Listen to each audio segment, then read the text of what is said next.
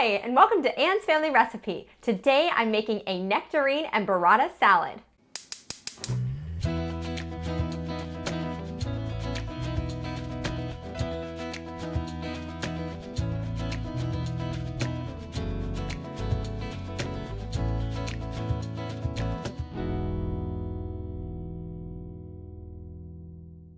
Today's recipe is inspired by a traditional caprese salad, which would include fresh mozzarella, tomatoes, and basil. I'm putting a fruity twist on my caprese salad by using beautiful nectarines, my absolute favorite fruit, and some super creamy burrata cheese.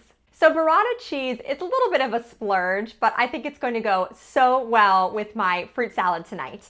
I purchased mine at my grocery store in the cheese case right by the deli, so where you would find Parmesan and mozzarella cheese. All of the fancier international cheeses are kind of all grouped together. The burrata comes in a plastic container at my store and it's filled with water, and it's described as fresh mozzarella cheese filled with shreds of mozzarella soaked in cream, which all sounds pretty much perfect to me when it comes to looking for the ideal cheese. So it's going to have that mild, mellow, incredible flavor of fresh mozzarella, but an even creamier texture, which is going to be so good. This salad couldn't be simpler. It's a matter of cutting up our fruit and then assembling it beautifully on a platter. I wanted to share with you today that we're going to finish the salad with salt and pepper, a little bit of red pepper flakes, and then I'm using this Tavolo Pazzo extra virgin olive oil. My mother-in-law gave this to me as a present. One of her dear childhood friends, sons, is co-owner of this company. So this is a 100% single estate cold pressed olive oil that you can find at a bunch of different specialty Italian grocery stores in the Pittsburgh area. It is incredible. It is so smooth, not a hint of bitterness. And honestly, I consider this not as like a finishing touch, but one of the essential ingredients in this salad. It is really yummy.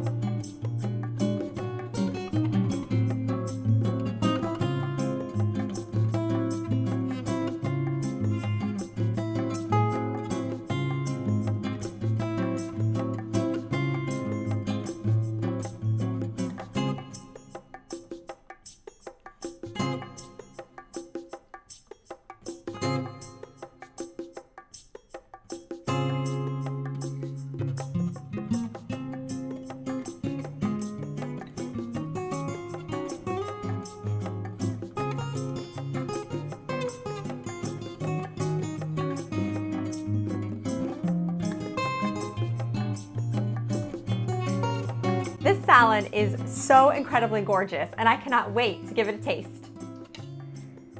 A little basil and burrata. Oop, lost the burrata. Hang on. Okay, here we go.